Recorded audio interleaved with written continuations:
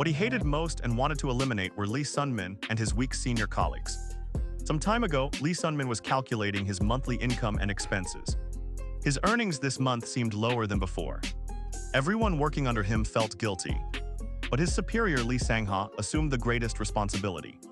He was worried about the elderly man with a leg brace and about the seventh brother, who was extremely helpless. Then a loud, strange commotion began coming from outside.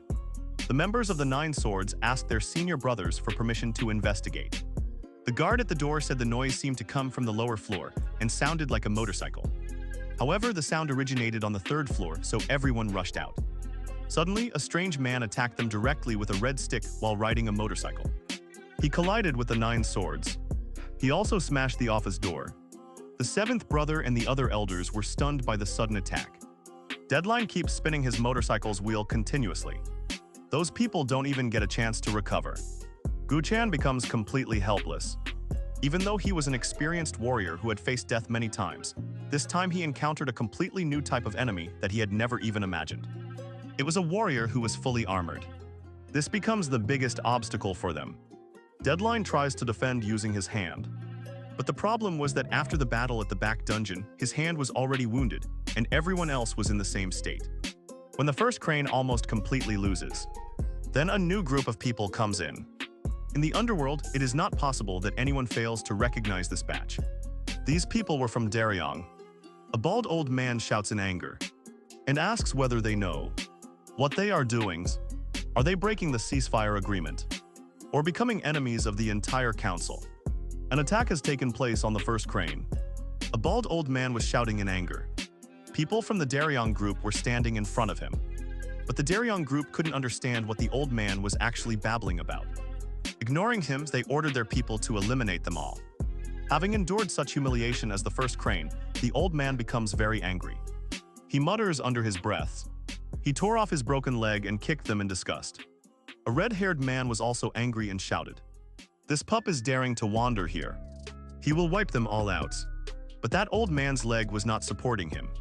Things were getting out of control. Just then the motorcycle was about to land on Lee Sun-min's head. But at that exact moment, the bald man pulled him and saved him. The bald man wanted to beat that driver to near death. Therefore, he ordered Lee Sun-min to protect the young master while he would stop the driver. At the same time, Ha Jin-young, who had just been punched in the jaw and whose mouth was filled with blood, crawls forward to help. He helps the others. Jialing could not do all this alone. The boss will beat him to death. When Deadline was distracted by Section Chief Jang, he is attacked. There was only one human here whose body was healthy. Old Fourth, after that, Fourth Sudu gives orders to his brothers that he should prioritize the protection of the young master. The Nine Swords can be defeated, but the protection of the young master comes first. Lee Sun-min wants to stay with the Nine Swords, but they do not allow him. The elders will fight until the end. Lee Sun-min is put into the car. Even though he wanted to fight with them, Old Seventh gives him advice. The Daryong gang has started moving, which means he is in danger. Lee Sun-min argues. That is the reason he wants to stop. Running away alone is very shameful. At this moment, they all know. If the young master falls, then whatever they have built will be lost. It will all be in vain. Lee Sun-min's reaction is terrible. He does not want to run away like a coward no matter what happens. All would sacrifice themselves for him. At that moment, Ryu Taeyeon is delighted to knock down First Crane by relying on the professionals. He asks subtly, "Where is our young master hiding?" He has already fled in the rain by car. Lee Sun-min does not agree with this. He asked Old Seventh, "What if only I and the elders survive? I tried my best to recover First Crane from the ashes, but in the end, I lost everything again. Lee Sang-ha, now he cannot accept the title of young master. How long will I have to be a young master? Am I not the boss of First Crane?" While he wanted to give advice to the young master, a spark ignited. He was the one who had attacked them on a motorcycle. He had dropped caltrips on the road. Lee Sun-min quickly turned the car. It was difficult for him to save the car. A car slides rapidly on the road. The voice overstates that it was difficult for Lee Sun-min to save the car. If he had collided at such a high speed, their mission would have been over right there. When the car stops, Lee Sun-min panics and asks what has happened. But his loyal companion sitting beside him says gravely, "I can take you only this far.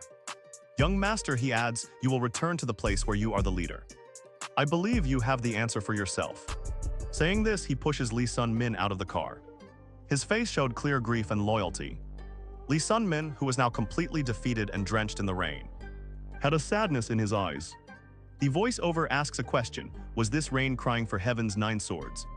And the voiceover goes on to say about Lee Sun-min and his most loyal underlings: sometimes the rain prevents people from running away, but this also is a good time to hide the weakest. We watch Lee Sun-min walking helplessly alone in the rain. He felt so humiliated that he fell to the ground. The voiceover encouraging him says, "You are their boss. Lee Sun-min and the 9 swords are the first Crane's swords. And even so, your sword, no matter how humiliated you feel, remains the first Crane." When Lee Sun-min was lying on the ground, someone then approached him. It was none other than Baek Soo, who was disguised as his brother Baek Do Kyung. He says to Lee Sun-min, "Don't slip. Let's go inside first. You are completely soaked." Lee Sun-min is thinking, is this director Hasan? Lee Sun-min doesn't shout, he speaks calmly. He says that he is fine. He instructs the 9 swords to rescue. For him, the safety of his men was the most important thing. But Lee Sun-min brushes aside his words and says Lee Sun-min does not need to rush. We were just discussing an interesting topic, but no decision has been made yet. He continues speaking with a nonchalant expression. We are planning to overthrow the council, but we haven't chosen a target yet. Where to start, then he presents a deal in front of Lee Sun-min. So why don't you consider that Lee Sun-min, Choi Chan-ho, HHS, or Daelong would be fine for us? The scene changes, sunlight comes out after the rain. We are in the deepest part of Tison. The voiceover says there is still a human. A figure is waiting for him to become calm. We see an IV drip and a hand. The hand has tattoos. This is a genuine bag. He is still unconscious. Standing by his side is his loyal secretary Sua, voiceover says. Meanwhile, the younger brother will sort everything out for him. The story takes us into a tranquil traditional building, voiceover says. Before the first Crane's defeat, he too was once at his peak like San. Here we meet Mr. Lee Sang-ha, the chairman of First Crane Group. A very powerful old man named Lee Sang-ha, known as the Mountain Peak. He is good at everything, except that he is very afraid of his grandson. If the little boy accuses him of smoking a cigarette, he will immediately hide the cigarette and deny it. And his grandson is none other than Lee Sun-min, who is also the heir. We watch Lee Sun-min in his childhood, who threatens his grandfather with intense anger. He says that if he catches his grandfather smoking a cigarette, he will bury him 2 meters underground. We see that in his childhood, Lee Sun-min was extremely strict, the voiceover narrates. He threatens his grandfather that if he catches him smoking, he will bury him 2 meters underground. In the middle of this, we see a memory of the present. Young Lee Sun-min stands in front of his grandfather, Chairman Lee Sang-ha. His grandfather is so afraid of his grandson. He tells him to put his sword down. He promises that he will not smoke cigarettes from now on. Grandfather asks who taught the young Lee Sun-min to speak like this. At that moment, the young Lee Sun-min immediately accuses Choi Chan-ho of having taught him this. He says they themselves taught him to do this. He says, "I have to say this, so that no one thinks I'm weak." Upon hearing this, Choi Chan-ho standing behind becomes very upset. Suddenly, Lee Sun-min asks his grandfather whether he is a superb warrior. But his grandfather does not accept this, which makes the little boy angry. He shouts, "You are the best in Seoul, don't lie to me. Why aren't you a good martial artist?" His grandfather remains humble. He does not accept this, but he says that his grandson is very good. Then the little boy asks, if his grandfather is not the best, then is Choi Chan-ho the best? He does not like to compare. Therefore, he immediately accepts. He accepts that his grandfather is the best. But his grandfather explains to him, being good at fighting is not necessary to be the best.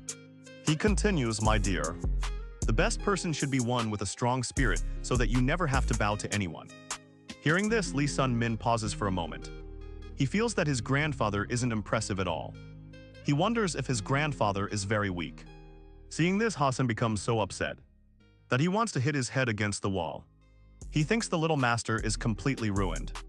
The scene changes, a voiceover says, that first crane and its founder were like his dreams. When he awakens from this dream, but there is a moon present there, it becomes evident. That was all just a dream, but the truth is this. The first crane will soon be destroyed. After this, the moon can no longer return home. Even if they wish, we are in a luxurious room.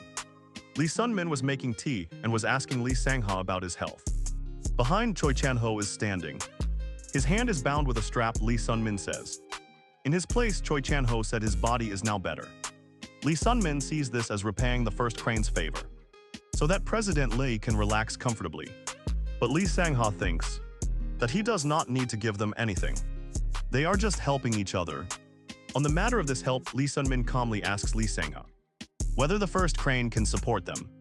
Choi Chan-ho says instead of his superior, "If this is T-sun, then they will do everything."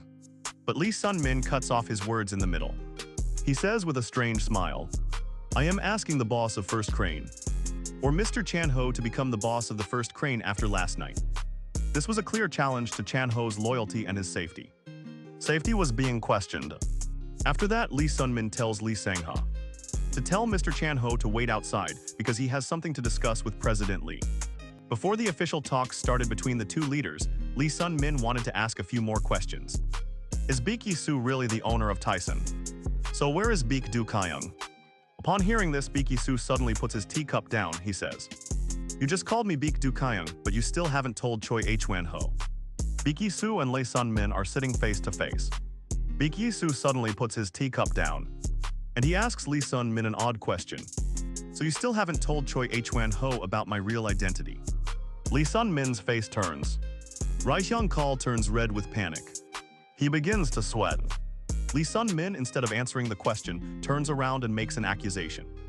"Is it because you are scared because you have become aware that you have taken something like this into your hand, which you cannot handle?"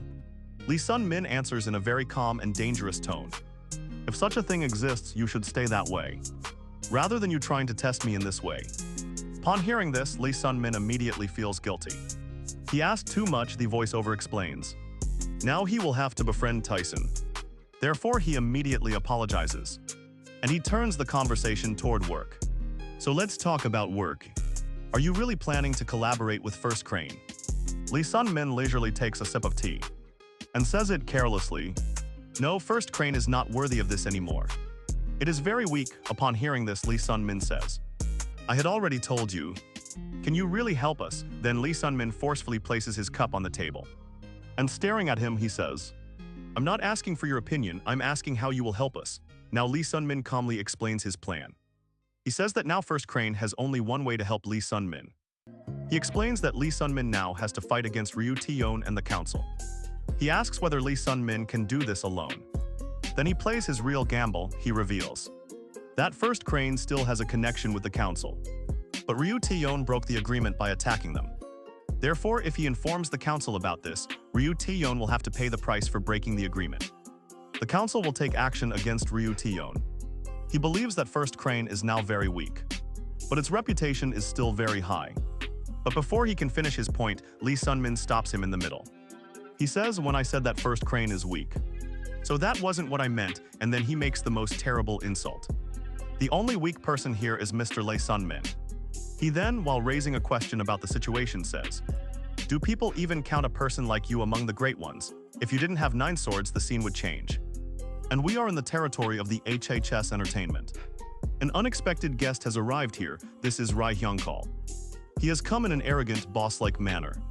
He was talking about opening a hotel in the office. Then Ha-sen becomes uncomfortable with his childish attitude, and he warns him to stop the nonsense. He asks, how will you deal with that new trouble? And why did you launch the first attack on First Crane? Rai gives the answer with great confidence.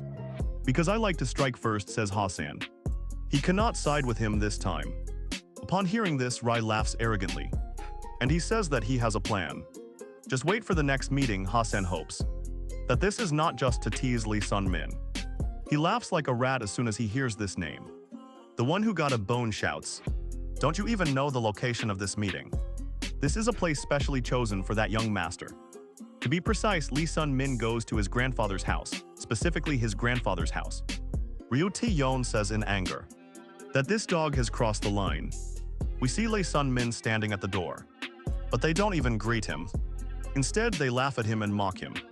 They humiliate him, knowing that he no longer has any real strength. At this moment, Baek Yi-soo's words prove true.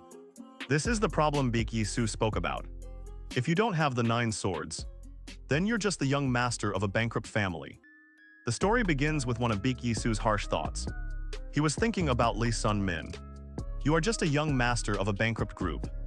You won't be able to walk on the road that your 9 swords created. It meant that without his powerful warriors, Lee Sun-min has none. There was no chance. He now has to prove himself as the real boss of First Crane. Finally, Lee Sun-min goes to his grandfather's house, where the council meeting is taking place. The guards at the gate are humiliating him. A guard throws a burning cigarette butt onto his coat. The voiceover asks a question. If he throws a cigarette butt at you, can you let it go unnoticed? This was an exam for Lee Sun-min. He had to act exactly as the 9 swords had done to uphold their honor. A rotund man standing at the gate announces that this is a direct council meeting, and only 4 leaders are permitted to enter. This was a clear way to stop Lee Sun-min. He now had to prove himself. With this humiliation, Lee Sun-min's anger reached its peak. The voiceover says no one is allowed to disgrace the First Crane. As he thinks this, Lee Sun-min attacks the heavyset guard. The other guards standing inside come out upon hearing the noise. Lee Sun-min defeats the heavyset guard and rushes inside quickly. But inside, a man attacks him with a stick, and Lee Sun-min endures the full force of the attack. He sustains a deep wound on his head. After being injured, Lee Sun-min remembers his grandfather's teaching. His grandfather once said that it doesn't matter whether you can fight or not, but you must have a strong will so that you never have to bow down to anyone in front of your family. When this memory comes to mind, even if Lee Sun-min is on the brink of death, he refuses to fall. He strikes back with violent resistance. The voiceover explains this moment very well. The most terrifying person is not the strongest, but the mad one. Someone who has nothing to lose. Just like Sun-min right now. The scene changes, we watch. Some gangsters are harassing a generator. They try to use a knife. The generator tries to stop them, but they attack him. Then the generator's true face is revealed. It was Lee. The scene returns to the council meeting. Only the leaders were allowed to enter. Only 3 people were inside, and Daelong's dog was in charge. A woman present at the meeting says, they should wait for First Crane and remember the real purpose of this meeting. But Rai Hyunkal laughs, and he announces that First Crane will not attend this meeting. He threatens, saying that no one knows who will not be able to attend the upcoming meeting. This clearly meant that he had planned to eliminate Lee Sun-min. Juhoa cannot believe that Sean can do that. But contrary to their expectations, Lee Sun-min arrives there. Lee Sun-min was completely drenched in blood. Seeing this, they are stunned. Ryu Taeyeon's expression was striking. Lee Sun-min reminds Rai that he probably doesn't know that smoking is prohibited here. And then he repeats the same threat his grandfather had given. I will tell you the same thing I told the building's owner. If you smoke here, I'll bury you 2 meters underground. You'll be the dead ones. The voiceover says that Rai might have forgotten something. The man standing before him was the heir of the era created by President Lee Sang-ha of First Crane. Lee Sun-min was the symbol and sovereignty of Seoul. At that time, the entire underworld had to bow before First Crane, and President Lee Sang-ha was the king standing above them all. They not only took control of the underworld, but also wanted to increase their power even further. Great leader President Lee Sang-ha not only seized the underworld, but also wanted to expand his power in the world of politics. But as the voice-over says, that was the mistake that caused their defeat. After that, the First Crane kept weakening continuously. The enemies who used to hide in the shadows have now begun to appear and have started attacking their business to undermine their strength. Because of this weakness, a horrific full-scale war erupted in Seoul between the First Crane's 9 swords and other organizations. It was a dark period for the underworld. Eventually, this war ended. President Lee saw how much damage this battle had caused to all parties. Therefore, he made an important decision. He divided the business into 4 large regions and recognized each region's owner as a boss. At the same time, 4 major gangs were established, and this was the beginning of today's General Assembly. The story returns to the present at the council meeting. Juho-ah says angrily that Ryu Taeyeon single-handedly attacked the First Crane, breaking the General Assembly's rules. She warns him that he must give a good reason for it. Otherwise, his organization Daelong will be considered a common enemy of the entire General Assembly. Upon hearing this, Rai Hyunkal takes out a cigarette, and he asks Juho-ah, since when have you become in charge? He then threatens, who will come here next time? Juho-ah says angrily. She says that if he keeps behaving arbitrarily like this, she will leave the meeting. At that exact moment, the last member of the meeting arrives there. It was Lee Sun-min, who had just come from the outside battle and was completely drenched in blood. Lee Sun-min reminds Ryu Tae-yeon, "There is something here that you didn't understand." Then he repeats the same threat. He repeats the same threat that was once given to the owner of this place. "If you smoke a cigarette in front of me, I will kill you right there immediately." Saying this, he leans down a little in pain. But then he composes himself. He says that this place is for meetings. It is for people to gather, not for dogs. Why am I meeting dogs everywhere these days? Hearing this, Ryu Tae-yeon's anger rises to his head. And in his anger, he breaks the furniture. He says to Lee Sun-min as he challenges. Lee Sun-min says, "You have a lot of courage today. But what do you think you can do by being here?" Lee Sun-min binds his head with a bandage. He replies with satisfaction, "All of this is your fault. My head is broken like this. Because of this, things are now even clearer to me." A new form of First Crane had already appeared by now. Jehovah starts the discussion.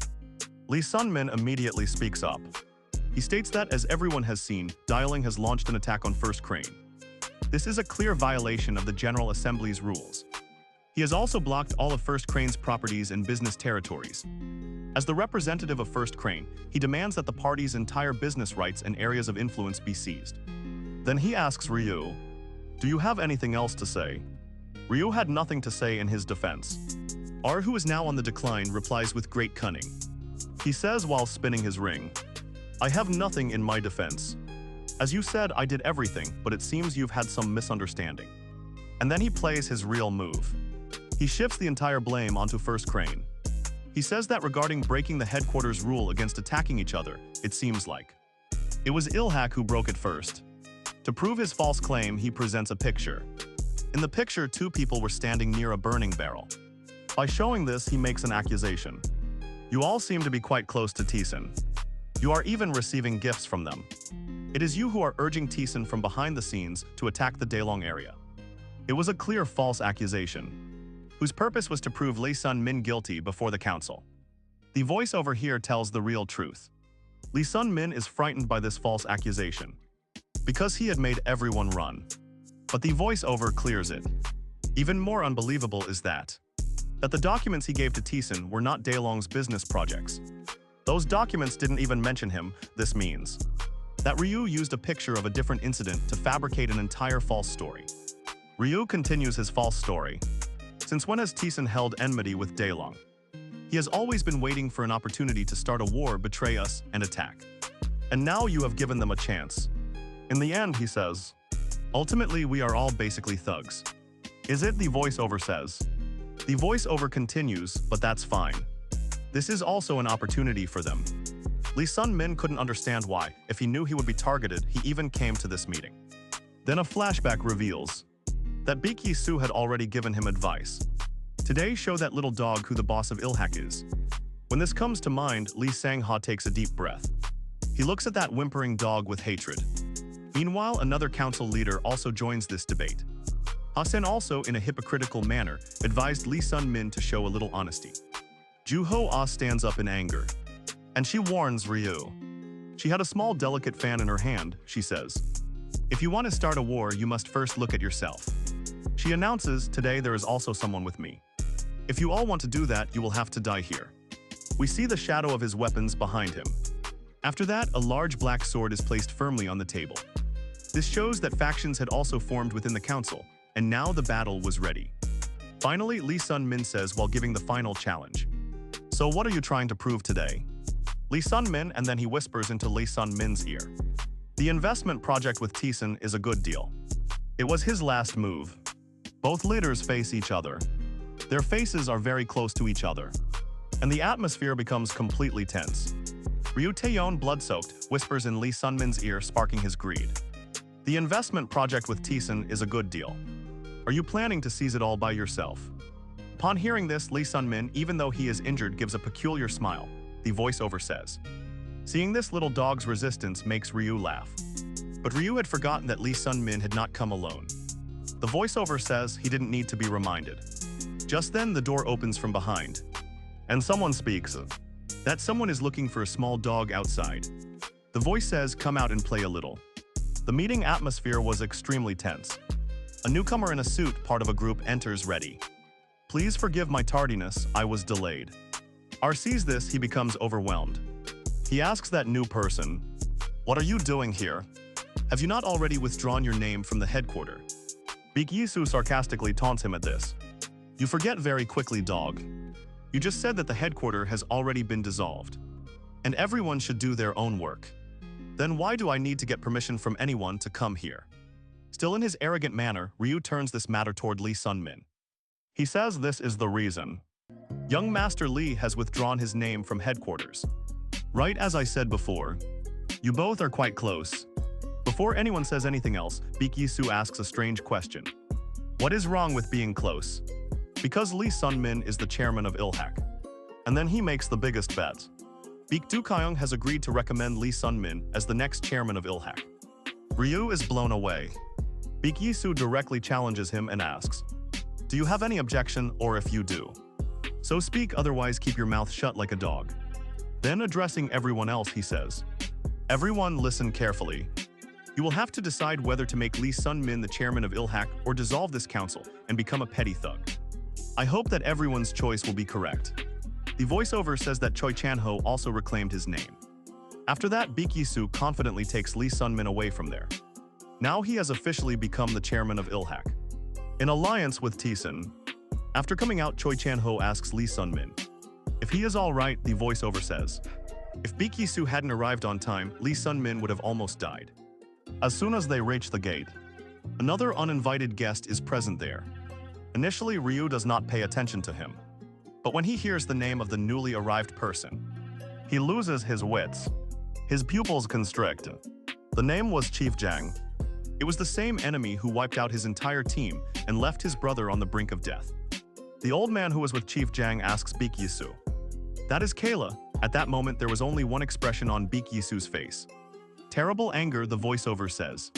It was truly a face-to-face with an enemy. He wanted to kill him right at that moment. The old man says, "So we finally met."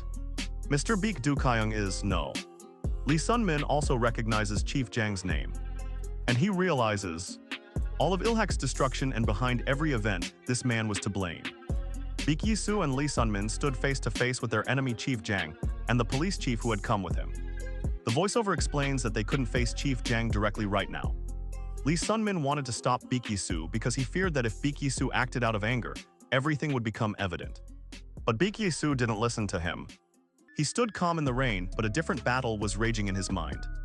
He was calculating the distance between himself and Chief Jang.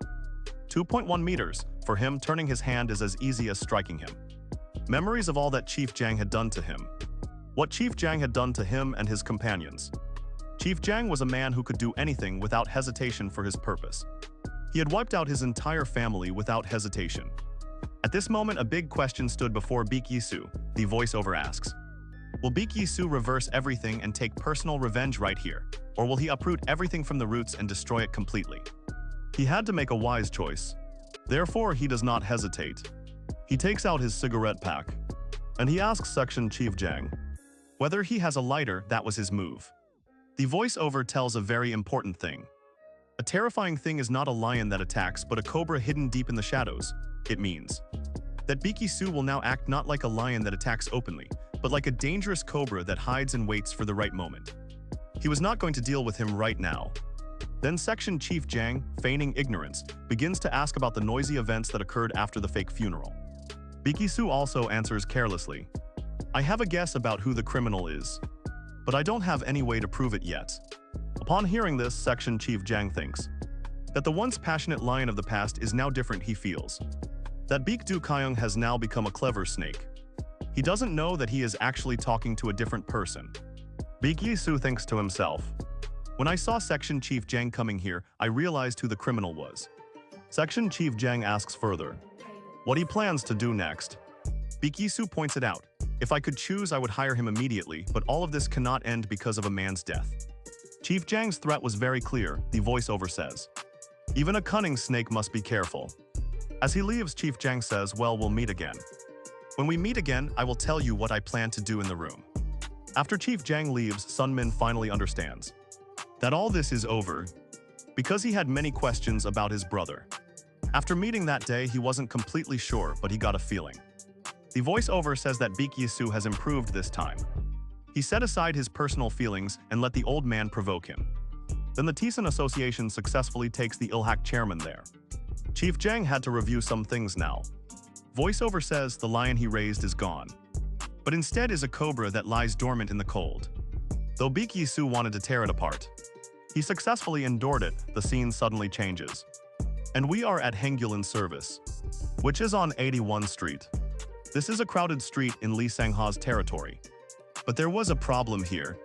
While paying the security fee, they suffered a loss of 46,000 kua. They were afraid not of the shop owner who worked under him, but of the shop owner's daughter. We see a strange, fat-faced woman. The voiceover says she is quite scary. In return, they were given an apple. It is quite sweet. Seeing all this, boss Lee Sang-ha's heart was pounding. He was extremely upset. Lee Sang-ha looked very distressed and sad. His heart had become very bitter. He was thinking why things had turned so bad in the end. He blames the Tison Association for all this, he thinks. If Tison hadn't brought that Russian mercenary, things wouldn't have been so bad, nor would that blonde-haired playboy. He remembers advising the playboy to retire and leave it all behind. Lee Sang-ha is still angry and brooding. Just wait, he will come back. But before he can return, that same blonde-haired man comes looking for him. As soon as boss Lee Sang-ha sees Lee Shan, he trembles with fear. But a subordinate, unaware of how dangerous Lee Shan was, began threatening him. Boss Lee Sang-ha tries his best to stop him. But he doesn't stop. Seeing this, the boss silently thinks, I had said that dealing with this golden-haired man is very difficult. Finally, the two of them sit drinking coffee together. Lee Shan went there to learn everything about Daelong, including their business locations. Upon hearing this, Lee Sang-ha becomes confused and asks, Didn't you already know about their business? You went and ruined everything. Lee Shan replies, I felt the same way too, but it seems that it is not completely true. Lee Sang-ha asks what it is. Lee Shan says seriously, this is a human. A place that can hide 5 people. Hearing this, Lee Sang-ha boldly assumes all the rumors are true. He discovers that Daelong has uprooted Ilhak. Gu Chan has been kidnapped. Tison has formed an alliance with Ilhak. Lee Shan, looking into his eyes, realizes he knows something. Thus he asked him to speak. Lee Sang-ha smiles. He is thinking about 2 places. He says that if this is Daelong, so he knows their business and security locations, because he has bribed everywhere to maintain his position in Daelong. Then Lee Shan taunts him about it, that he is just a scum. Hearing this, Lee Sang-ha feels bad, and he says my position is much higher than those scums. My friend, then he sets a condition for Lee Shan. Well, I will tell you everything that I know. On one condition, let me join the Tison Association. Hearing this, Lee Shan gets startled. He wants to run away, he thinks. Is this not from Ilhak? But Lee Sang-ha gives a very good reason, that he wants to change jobs. In reality, who knows that the Tison Association will go ahead and win? If the outcome is good, then choosing the right team will benefit him greatly. Then Lee Shan agrees to the deal. He stands up, and he says to the captain. Lee Sun-min, confused, asks, let's go. If we're not going to eat food and join the Tison Association, we should go together. Is it no? But in the end, Lee Sun-min feels that he is digging his own grave. The scene changes and we see a mysterious warehouse, which is surrounded by a desolate area. And it is difficult to see what this place is. Inside an ancient warehouse lies an old, large factory. The voiceover says that such a place is absolutely suitable for keeping people as hostages. Inside, there is a bald man who belongs to the Ilhak group. He is bound and sitting on a chair. His name is Gu Chan. He is mocked. Are the Ilhak people happy being confined in such a huge place? Gu Chan stays silent. Seeing his silence, Ryu feels uncomfortable. He makes a demand that the hostage shouldn't stay silent because hostages who show too much arrogance, they don't enjoy it. He then threatens further. When we separate you old ones, you will be left alone. I should have brought you in pairs. Then again, he starts telling him an intelligent story. He says the Tison Association is now under Ilhak. He adds, they are continuing the Lee Sang-ha tradition, and they have a plan to appoint young Master Lee Sun-min as the new leader. He says that is why we have been eagerly searching for you. Finally, he says mockingly, anyway, congratulations, the young master has now become a leader. You have raised him very well. Hearing this, Gu Chan finally opens his mouth. He says Daelong will now fight both Tison and Ilhak. Then he shouts at Ryu, did you come here to cry and complain that you're very scared? This looks somewhat just like you. The small dog R laughs at Gyudev's courage. He confidently says, "A wounded Gyudev and the Tisen Association cannot spoil anything," he asks. "Or are you talking about Tisen's immovable Yaksha and Ilhak's Choachin?" He says even if they both come together, each of them has their own purpose. Then Gyudev taunts him that R is afraid of getting his hands dirty. At this, R says that from Tisen's side things will be different. He explains that the people Gyudev should fear are not these people. Rather, he is a maniacal bag Dukyong. The voiceover says that thugs can be found everywhere. However, Tisen has an animal like that. That is more crazy than a dog, he says. So come on friends, use the knife carefully. Operation Gyudev Rescue begins. The scene changes, we are in Tisen headquarters, the voiceover says. Before this operation, Tisen held some meetings, we see. Director Bag Dukyong's loyal secretary Sua has returned. She is very competent, she had known who the director was going to meet. Therefore, she had already assessed the whole situation on the way. She had found out that Gyudev could be at either of the two places. Ha Jinyoung was also present there. He looked quite worried. Sua honestly tells Ha Jinyoung, "Without Ha Jinyoung, there will be no Tisen Association," she continues. "So as the secretary of the Tisen Association, I am simply fulfilling my duty, and you should do the same." He goes on to say that person knows what to do. That as soon as Sua entered, Ha Jinyoung gave her a summary of the entire situation. Secretary Sua explains the plan in a meeting, a voiceover narrates. As soon as Sua entered, Ha Jinyoung had summarized the entire situation for her. Then Sua prepared the plan for the Gyudev rescue operation. Sua shows pictures of two places on a screen, voiceover says. The two places provided were a motel in Ivan and an abandoned warehouse in Incheon. Sua says this is the place where Daryong's Gyudev is most likely to be hiding. She further explains, because we don't have the advantage of numbers. We can't go to both places. Therefore, we need to focus our strength on only one unique location. In addition, Sua says, if anyone attacks, they will also have to assign some people to defend the headquarters. She estimates that the population around the Ivan Motel is sparse. Therefore, the risk of them being captured by the enemy there is extremely high. Thus, Sua ultimately concludes, this is the most prudent option.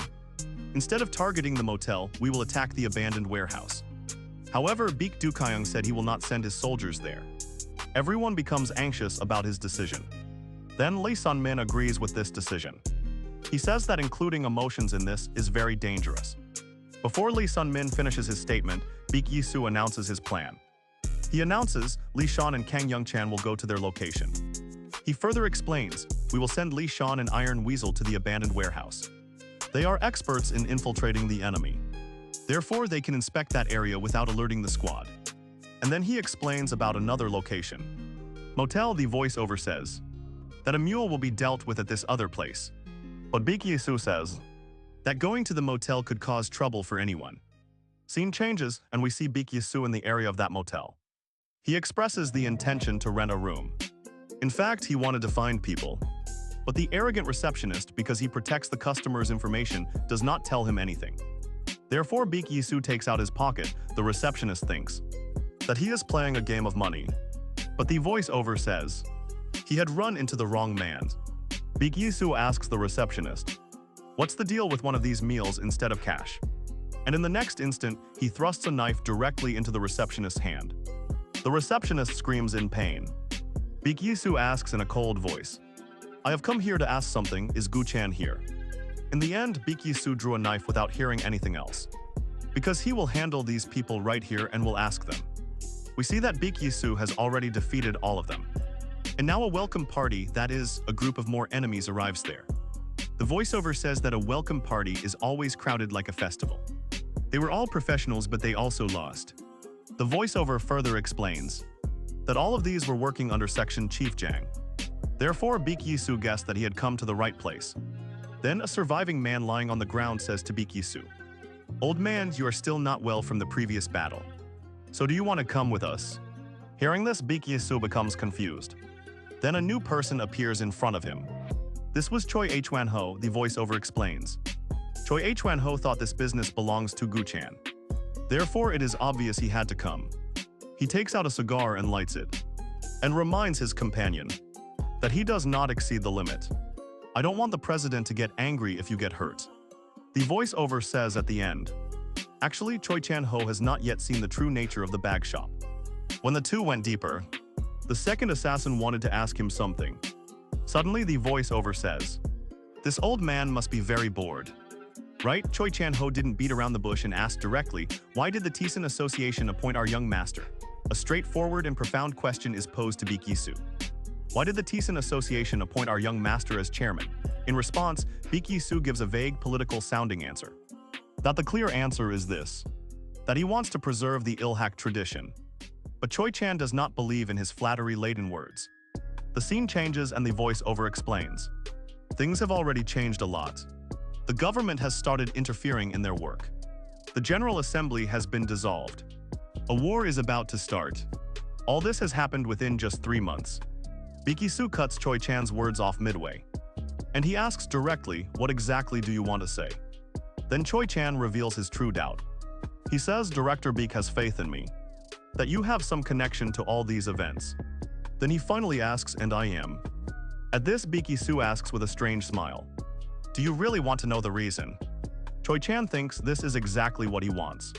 Hadn't we promised to fight together? Right at that moment, Daryong's dogs come downstairs quickly from the upper floor. They come to report that they have found both of them. Their commotion angers Baek-Yi-soo. He gives them a cold stare, and he says the big people are talking. Then he challenges them by saying, if you have any complaint to file, come down and file it, how impolite you are. After that, Baek-Yi-soo and Choi Chan attack those goons together. During the fight, Baek Do-kyung says to Choi Chan-ho. He says that they will finish the unfinished work later, and while throwing a thug toward him, speaks. Hold on to it for now. Choi Chan-ho had also been upset with these gang members for a long time. He handles the rear. Meanwhile, Baek Do-kyung attacks from the front. Both together beat them badly. The voiceover explains the battle strategy. There is also an advantage to attacking from above. And there is also a disadvantage. Their attacks become easier to predict. And the prey becomes the hunter. Their balance will be even more easily disrupted on such stairs. Therefore, the crooked Baek-Yi-soo and Choi Hwan-ho drag them down. They place their feet on them and crush them. Upon seeing this, Baek-Yi-soo is also forced to praise the elder. He thinks that the two were performing better than he had expected. At that moment, another thug tries to speak up in the middle.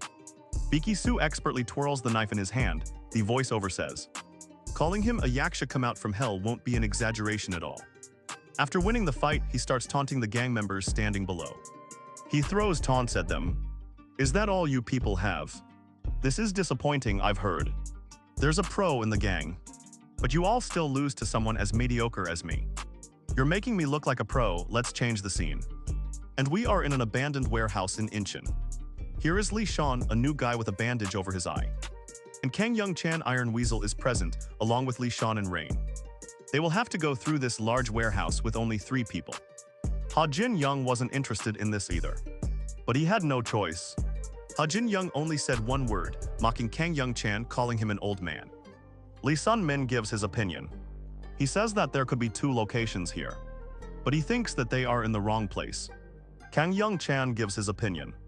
He says that even though there were 2 locations, he thinks that they are in the wrong place. The real location is the other one. The voiceover explains the reason for its style. This is the place where the gang keeps the captives. He thought that way because he had seen some new people heading towards the hotel. The new people who arrived were not thugs like the others. Rather, one of them was carrying a gun. Upon hearing this, Lee Sun-min understands. He realizes that this case is going to be very difficult. The scene shifts back to Lee Sang-ha. He was cleaning ruthlessly, as the voiceover explains. Even the Ilhak Sr. had previously acknowledged his ability. It was a true monster on a completely different level from them. He had heard that Ryu T-Yon is powerful, but he didn't expect him to be so powerful. Then a small man tries to escape. Unfortunately, he is stopped when he is attacked in the corner. The man was Chand-ho. Gu-chan reports to his boss Chand-ho, who escaped during the commotion. But the remaining bosses are still in danger. Gu-chan immediately tells them to take cover behind him. But Choi Chan-ho signals Choi Hwan-ho to stop. He went to that place alone. If everyone was in danger, what does this mean? At that moment, the sound of a cocking gun echoes. The voiceover comments. Experts like Lee Sun-min are extremely sensitive to such sounds. He dashed past that crazy Gu-chan at full speed, and a pen fell onto the gunman's head. So is this man really a ninja? Or has he been an imposter in the house for a long time? This ties back to something from earlier. When he was caught, he was asked whether he knew how to use a gun. He said he had used it a few times in the military. The person who wielded it in such a twisted way was Section Chief Jang. He says it is not as different from the military as it seems. After all, it's just a gun. Load it like this, aim. I just have to pull the trigger right. But then he asks Chief Jang, "But I want to ask you, Chief Jang, didn't you say that if I betray Ilhak, you would spare my comrades' lives in return?" Chief Jang replies, "He hasn't killed them yet. He is still alive." Then he taunts him, saying it's for a noble purpose. Yes, just think that you are doing this for a noble purpose. After all, this is the truth. Upon hearing this, he is bewildered and becomes angry. Why is Chief Jang giving him this opportunity? He thinks this is a joke. This is not an opportunity. Ilhak and the Ninth Blade are just people who cannot afford to lose, Chief Jang says. Don't you dare laugh at the elegant and showy style of the real Ilhak. For me, Ilhak is just a group of failed people. They are those who go beyond the limit. What I am saying is this. You shouldn't have too much trust in Ilhak. Ninth gnashes his teeth in anger. At that moment, the gunman points his gun at the real Ninth Blade. And he says the sword of Ilhak will have to stand with the wolves. Chief Jang, laughing, asks, "You are again talking in jest. Are you talking about Jang?" He adjusts the gun while saying, "My point is that I am going to invest in you people. You were the ones who told me that you people are keeping Elsa alive." So this means Lee Sang-ha says to him that his companion is still alive. Therefore, the real leader of Ilhak, Lee Sang-ha and Lee Sun-min, is not worthy of leadership. He says that they have no need for swords, nor for wolf cubs. He further explains to the traitor, only people like that should do this work. Chief Jang teaches the traitor how to fire a gun. He says while explaining that it is very easy. Aim as accurately as possible from the closest distance, then just pull the trigger. This is very easy, is it? No. The traitor doesn't understand whether Chief Jang is actually on his side or not. Chief Jang considers those who work under him not as allies but as animals. They are the ones who need to be kept in chains. He makes a promise to the traitor that by firing one bullet he can rise and can gain control. Then a hand comes onto Baek Yisu's shoulder. This was Gu Chan. The traitor lying on the ground was the true Ninth Blade. Baek Yisu asks Baek Dukayong for forgiveness. He says that he had no choice. But Gu Chan asks him to fully explain the matter. Gu Chan explains that he did all this for Lee Sun-min's benefit. He made a deal with Section Chief Jang, who promised to grant them business rights so they could all become tycoons. Hearing this, Choi Hwan-ho's anger flares. He shouts at Gu Chan to wake up. Gu Chan had become completely corrupt.